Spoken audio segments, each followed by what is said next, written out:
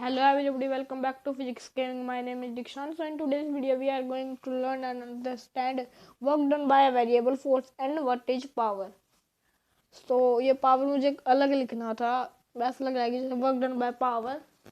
सो उसके लिए सॉरी, लेकिन ये पावर अलग है. तो ये हमारी लास्ट वीडियो होगी वर्क पावर एंड एनर्जी पे.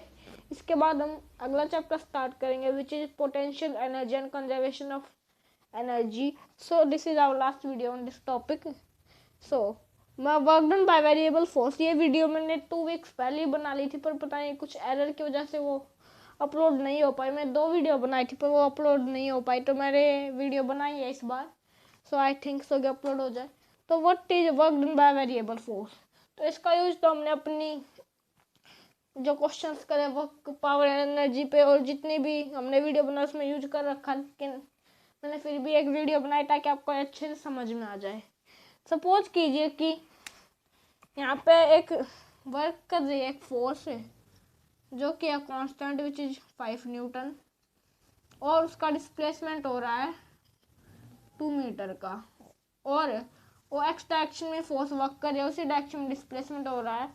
तो इस केस में डॉट प्रोडक्ट कंसिडर करने की जरूरत नहीं है. तो हम वर्क डन निकालेंगे तो वो होगा dot product of force and displacement.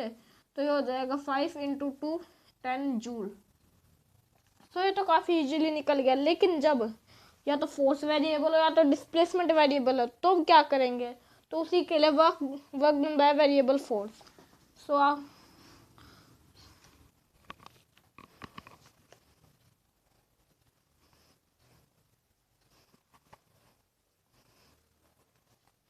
तो सपोज कीजिए बॉडी पे फोर्स लग रही है 10 न्यूटन की, उसका डिस्प्लेसमेंट हो रहा है फ्रॉम 2 मीटर टू 4 मीटर, और वो फोर्स भी एक्स डायरेक्शन में लगी, डिस्प्लेसमेंट भी एक्स डायरेक्शन में आता. What is is so in this case what is the work done by this force on this object during the displacement from 2 metre to 4 metre. So work done होता है dot product of force and displacement. यहाँ पर dot product consider करने की जरूरत नहीं है क्योंकि सेम डायरेक्शन में हो रहा है. तो जब हमारा नॉर्मल केस हो, जब दोनों ही कांस्टेंट हो, डिस्प्लेसमेंट भी और फोर्स भी, तो हम नॉर्मली इसकी वैल्यू निकाल लेते हैं. लेकिन इस केस में डिस्प्लेसमेंट वेरिएबल है, तो इस केस में हमें उसे इंटीग्रेट करना होगा. तो वर्क डन होगा इस केस में integration from 2 metre to 4 metre F dot dx क्योंकि जो फोर्स है वो जो डिस्प्लेसमेंट है वो वेरिएबल है और फोर्स कांस्टेंट है. तो जब हम इसका करेंगे तो जब हम इसको सोल्व करेंगे तो जो फोर्स एक कांस्टेंट है और कांस्टेंट का इंटीग्रेशन वही नंबर आता है. तो 10 का इंटीग्रेशन करेंगे तो 10 ही आएगा. तो इसको हम बाहर ले लेते हैं 10 2 मीटर टू 4 मीटर dx. तो ये हो जाएगा 10 × x square by 2 from 2 metre to 4 metre, और इसका आंसर आएगा. अगर आपको इंटीग्रेशन नहीं आता है तो आप कमेंट सेक्शन में लिख दीजिए, मैं फिर इंटीग्रेशन और डिफरेंशिएशन और कैलकुलस के ऊपर भी एक वीडियो बना दूंगा. लेकिन इस वीडियो में अगर आपको इंटीग्रेशन नहीं आता तो मैं बता दूं, जब इंटीग्रेशन होता है x की पावर 1 का, तो वो हो जाता है x की पावर n का. इंटीग्रेशन जब हम करते हैं तो वो इंटीग्रेट होता है x की पावर n+1 अपॉन में n+1. तो इस केस में कांस्टेंट का इंटीग्रेशन वही नंबर होता है जो मैंने बता दिया है. तो x का इंटीग्रेशन जो हमने किया था उसका जो पावर थी वो 1 थी. तो 1 इज इक्वल टू 2 और अपॉन में 1+1 इज इक्वल टू 2, तो x स्क्वायर बाय 2. और जब लिमिट हो तो एक बार x की जगह 4 रख के देखिए, फिर वैल्यू निकालिए, और फिर x की जगह 2 रख के देखिए, फिर उसकी वैल्यू निकालिए, और जो बड़ा नंबर है उसमें से छोटे नंबर की जब वैल्यू है इसको माइनस कर दीजिए. तो मैं उसके ऊपर भी एक वीडियो बनाऊंगा ताकि आपको अच्छे से समझ में आ जाए. तो अब इसकी वैल्यू निकाल दे, तो ये होगा 10 × x की वैल्यू 4 रखी तो होगा 4 का स्क्वायर विच इज 16 16 बाय 2 8. सो 8 -2 का स्क्वायर 4/2 2, तो 8 - 2 = 6 और यह 60 joule. So work done by this force on this object from displacing it from 2 meter to 4 meter is equal to 60 joule. So अब कंसीडर करते हैं तो काफ़ी इजीली है, मैंने अपनी वीडियोस में भी इसको यूज कर रखा है. लेकिन अब कंसीडर करते हैं जब फोर्स वेरिएबल हो, जब फोर्स वेरिएबल हो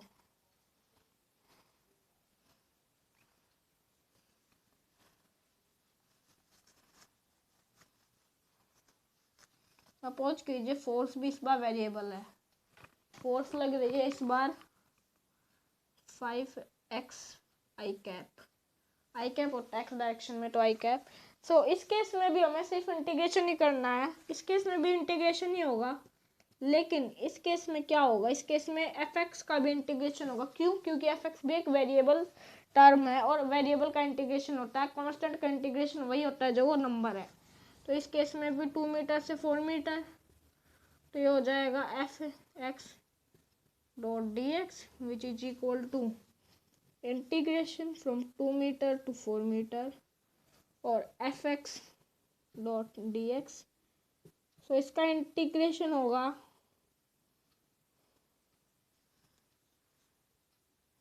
हो जाएगा, तो इंटीग्रेशन तो आपको पता 5x² होगा, क्योंकि x की पावर 1 है तो x की power n+1/(1 + 1) is equal to 5x² from 2 metre to 4 metre. अब हम एक बार x की वैल्यू 4 रखेंगे, फिर उसको फिर x की वैल्यू 2 रखेंगे और फिर जो सॉल्यूशन आएगा 4 का 2 का, तो 4 के सॉल्यूशन में से 2 का सॉल्यूशन माइनस कर देंगे तो हमारे पास work done by this force आ जाएगा. तो करके देखते रहे होगा. 4 को x की वैल्यू 4 रखी तो होगा 4 का स्क्वायर 16 5 जाए 80 और 80 को 2 से डिवाइड करेंगे तो 40 माइनस 2 को एक बार x को एक बार 2 रखा, मैं 2x 4x में कंफ्यूज हो जा रहा हूँ. तो x को एक बार 2 रखा तो होगा 2 का स्क्वायर 4 5 जा 20 और 2 10. So this is equal to 30 joule. So this is the work done by a variable force on a object from displacing it from 2 meter to 4 meter. अबे आप इसको नोट डाउन कर ले, पिछले वाले को भी आपने स्क्रीनशॉट ले लिया होगा. तो जब फोर्स कांस्टेंट और फोर्स को हम बाहर ले लेते हैं और डिस्प्लेसमेंट का इंटीग्रेट करते हैं, और जब फोर्स वेरिएबल और फोर्स को इंटीग्रेट करते हैं उसकी जो वैल्यू होती है वो होता है वर्क डन. तो आप इसको नोट डाउन कर ले.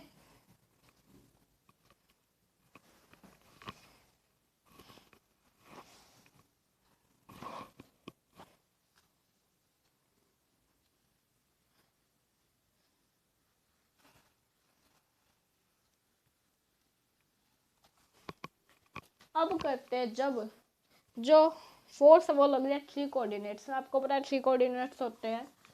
तो फोर्स लग रही है 2x आई कैप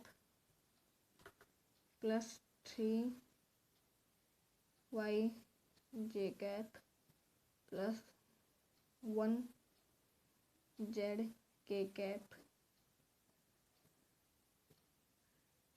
और जो डिस्प्लेसमेंट है वो हो रहा है हर किसी कोऑर्डिनेट में डिस्प्लेसमेंट हो रहा है from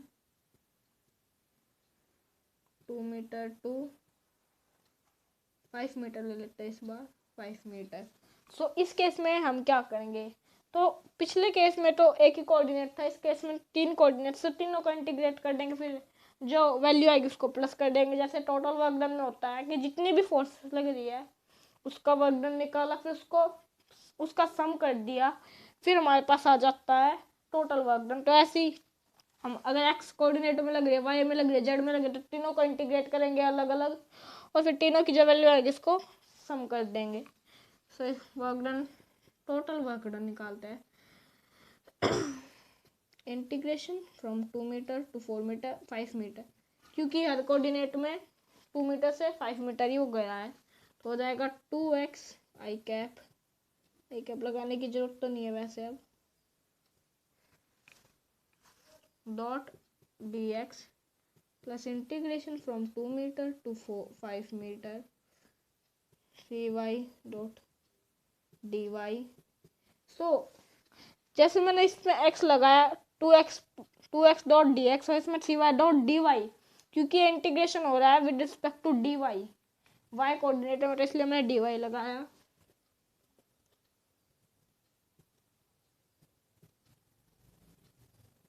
one Z D Z. तो अब इसको सॉल्व करते हैं। तो अब इसकी वैल्यू आएगी, x को अगर हम सॉल्व करेंगे तो इसकी आ जाएगी 2x का 2x का इंटीग्रेशन होगा 2x square by 2 which is x square, क्योंकि अगर यहाँ पे देखिए आ जाएगा 2x स्क्वायर बाय 2, तो एक दो से एक दो कट गया तो एक्स स्क्वायर ही बचेगा। तो यहाँ पे आया है एक्स स्क्वायर, मैं बना दूंगा इंटीग्रेशन पे एक वीडियो कैलकुलस पे।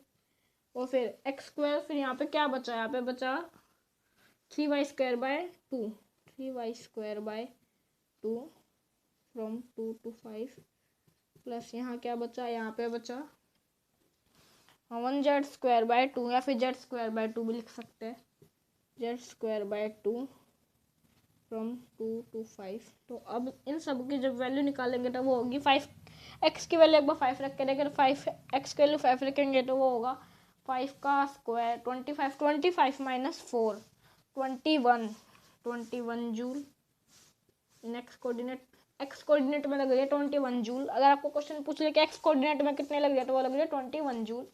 अब निकालते हैं वाई कोऑर्डिनेट में, तो वाई कोऑर्डिनेट में लग रही है वाई की वैल्यू एक बार 5 रखते हैं, 5 का square 25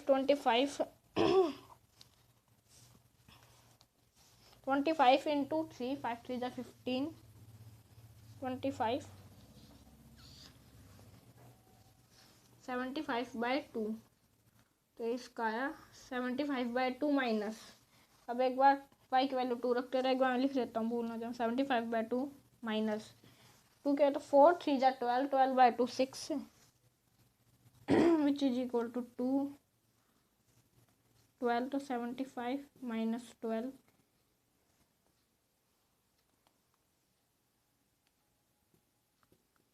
63 by 2 joule in y coordinate.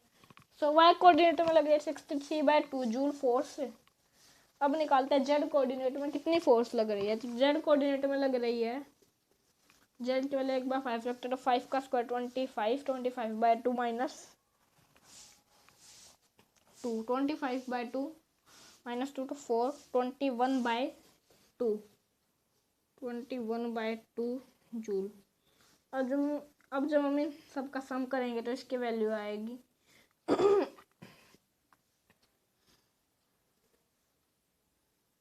2, इसको एक बार 2 से तो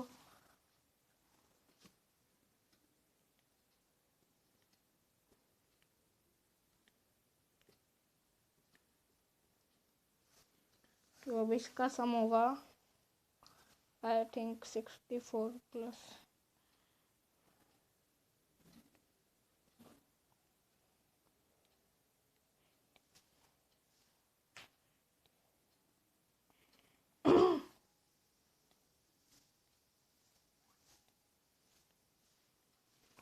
6 बाय 2, तो 126 by 2 which is equal to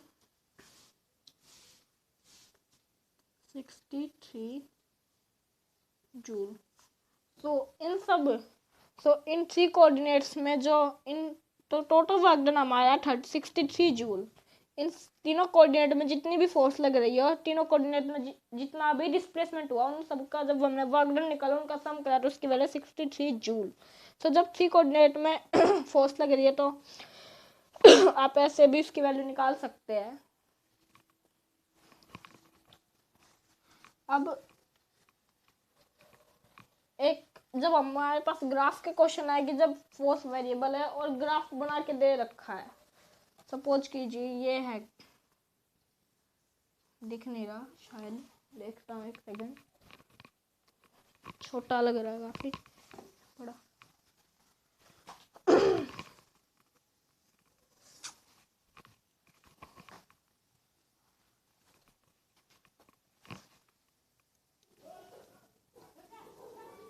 तो ये है f इंटू एक्स ग्राफ। सो ये है ओरिजिन 0 और यहाँ पे एफ एस की वैल्यू, और ये है एफ एस जिसकी वैल्यू है 10 न्यूटन। 50 न्यूटन कर देते हैं। और ये है 5 न्यूटन, 10 न्यूटन, और ये है 1 2 3 4 5 6, और यहाँ पे ओरिजिन से फोर्स लग रही है।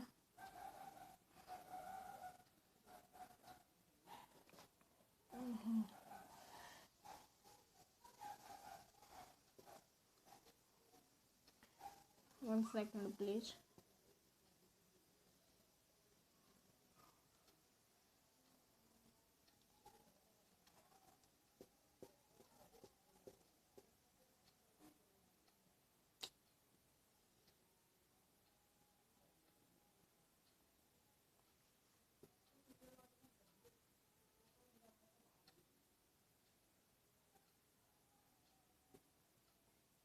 यहाँ पे इतनी फोर्स लग रही है, तो यहाँ पे डिस्प्लेसमेंट, तो यहाँ पे 0 से 4 तक जो फोर्स लग रही है वो लग रही है 15 न्यूटन की। और फिर ये फोर्स में डिप आता है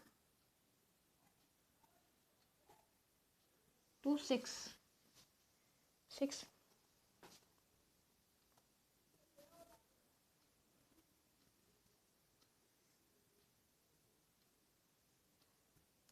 डिप नहीं आता। सपोज कीजिए फोर्स ऐसे कांस्टेंट लगती जा रही है टू 6 तक, 6 तक ये फोर्स ऐसे कांस्टेंट लगती जा रही है।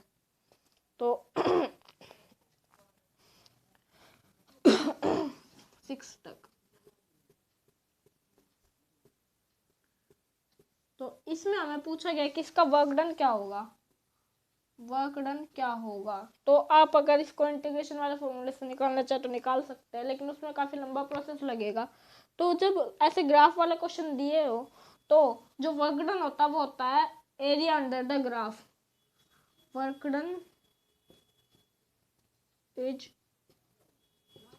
इक्वल टू एरिया अंडर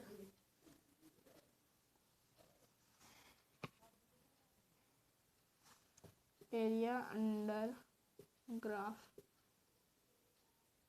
ये जो मैंने ग्राफ बनाया इसके अंडर में जितना भी एरिया आ रहा है तो वो होता है वर्क डन। तो this is the work done. तो जितना भी एरिया आ रहा है ये वर्क डन है। This is work done. So हमें एरिया निकालना आता है, ये है, ये एक वो बन रहा है ट्रायंगल और ये एक बन रहा है रेक्टेंगल। तो हम इसका एरिया निकाल लेते, तो वही एरिया इक्वल होगा इसके।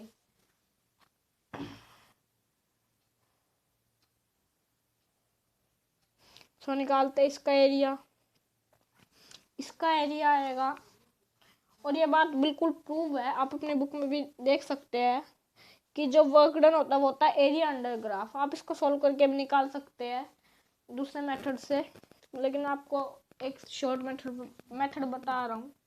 So area under graph, 1 second please.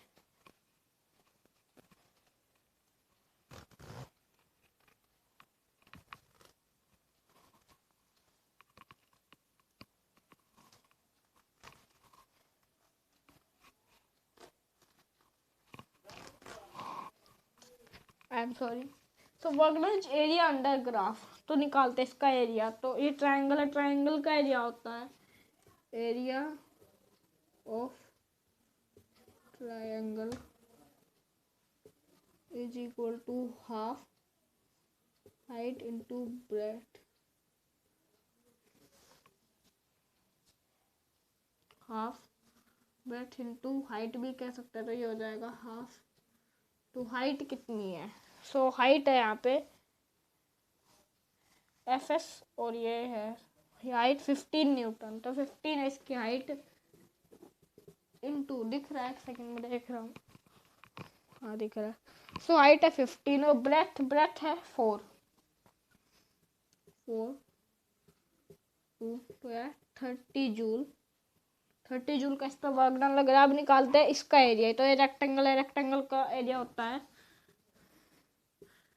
Area of rectangle equal to length into breadth. So length है इसकी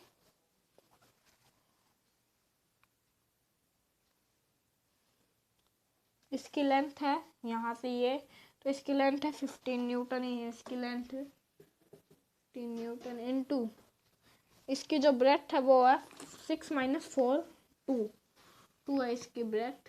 सो इसमें लग रहा है 30 जूल। सो टोटल वर्क डन हो गया आपका 30 + 30 60 जूल का। आप चाहे तो निकाल भी सकते हैं इसको उस फॉर्मूले से। So total work done equal to 60 joule.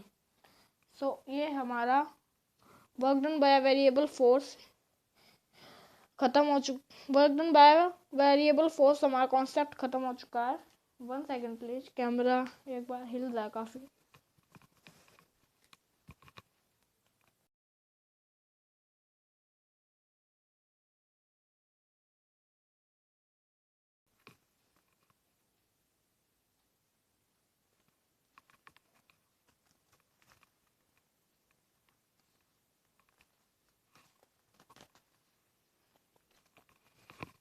So camera एकदम से स्टॉप हो गया था, उसके लिए सॉरी है। नेक्स्ट वीडियो में इसको दूसरे पार्ट में कंबाइन कर दूंगा। तो work done is equal to area under graph.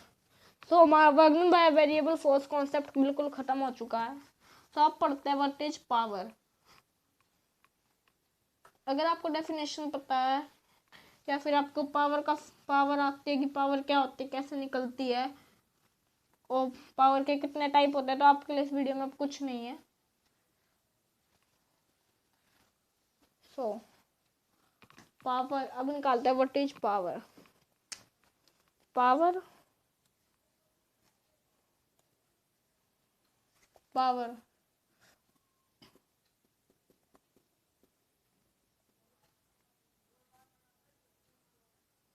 rate at which work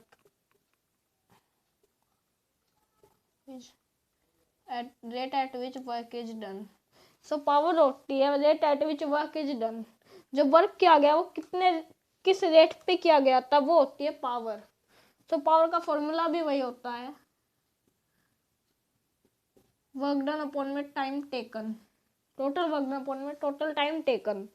so power होते हैं 2 टाइप्स की। एक होती है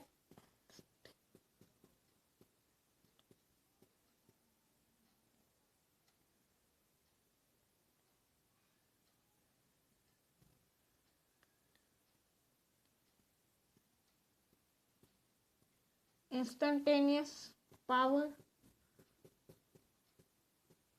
और एक होती है एवरेज पावर। सो इन दोनों के लिए फॉर्मूलेस अलग अलग होते हैं। सो इंस्टेंटेनियस पावर होते हैं कि सपोज कीजिए एक बॉडी है, उस पर वर्क किया जा रहा है। उस पर वर्क किया जा रहा है तो उस पर उसका डिस्प्लेसमेंट भी हो रहा है। तो एट वो ओरिजिन से स्टार्ट हो रही है बॉडी, उसका डिस्प्लेसमेंट ओरिजिन से स्टार्ट हो रहा है डिस्प्लेसिंग। सो एट 2 मीटर पे उसके ऊपर कितनी पावर लग रही होगी at 2 metre. So this is the instantaneous power. और एवरेज पावर होती है कि जब उसका डिस्प्लेसमेंट हुआ फ्रॉम ओरिजिन टू 5 मीटर और उसमें जितना भी टाइम लगा, सपोज कीजिए 5 सेकंड लगे, और उसमें जितना भी वर्क डन हुआ, सो उससे निकलता है एवरेज पावर कि उस पूरे वर्क डन में कितना एवरेज पावर दिया गया, एवरेज पावर हुआ। सो वो होता है। तो इंस्टेंटेनियस पावर सबसे पहले पढ़ते हैं वो क्या होता है। तो मैंने उसकी डेफिनेशन आपको बता दिया कि एट दैट पॉइंट सपोज कि 2 मीटर पर उसके ऊपर कितनी पावर लग रही होगी एट 2 मीटर। तो उसमें टाइम का कॉन्सेप्ट नहीं होता है तो इंस्टेंटेनियस पावर होता है dw/dt, क्योंकि इंस्टेंटेनियस है बिल्कुल एट उसी टाइम पे उसी पॉइंट पे, तो वो dw/dt होता है क्योंकि काफ़ी स्मॉल मेजरमेंट होते हैं इनकी तो आप यहाँ से देखिए जो ये dw है, ये dw क्या है, ये dw है। सो वर्क डन, dw है वर्क डन। सो वर्क डन क्या होता है, वर्क डन होता है dot product of force and displacement, x मान लेता हूँ, डिस्प्लेसमेंट भी वही होता है, इंटू एक्स अपॉन में डी टी। और जो ये dx/dt ये क्या है, ये है वेलोसिटी। सब आप याद कीजिए जब मैंने काइनेमेटिक्स पढ़ाई थी अपनी सबसे पहले, फिजिक्स पढ़ाई जब चालू शुरू करी थी तब मैंने काइनेमेटिक्स का कॉन्सेप्ट बताया था। उसमें मैंने बताया था कि जो आपको पता है कि स्पीड होता है डिस्टेंस अपॉन टाइम, और वेलोसिटी होता है डिस्प्लेसमेंट अपॉन टाइम। तो डिस्टेंस के लिए स्पीड और डिस्प्लेसमेंट के लिए velocity. So dx/dt is equal to velocity. So ये हो जाएगा df डॉट v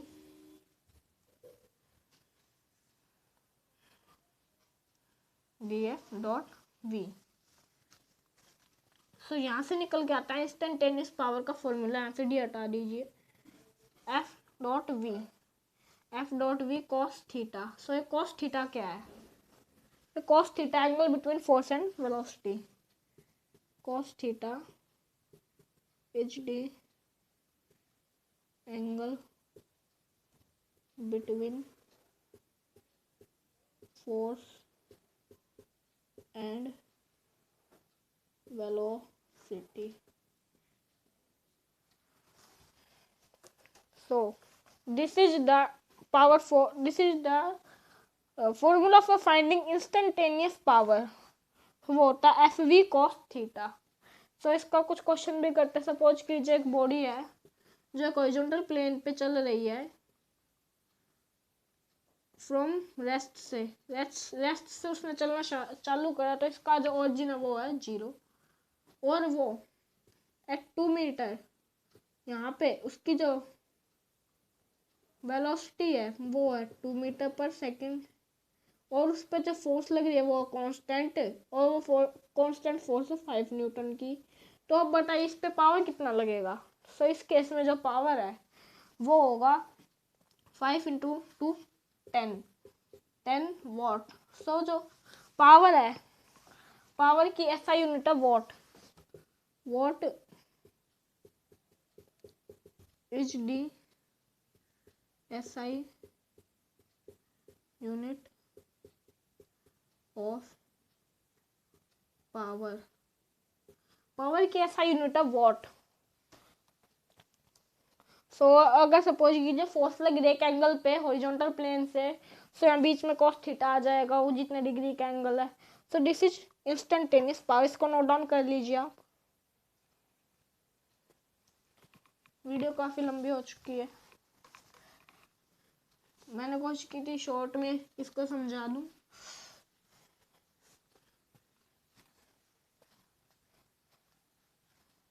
सो अब पढ़ते हैं व्हाट इज एवरेज पावर। तो मैंने आपको बता दिया एवरेज पावर की डेफिनेशन, कि जो बॉडी सपोज कीजिए ओरिजिन 0 से 5 मीटर के बीच में जितना भी डिस्प्लेसमेंट हुआ उसमें उसके ऊपर कितनी एवरेज पावर लगी।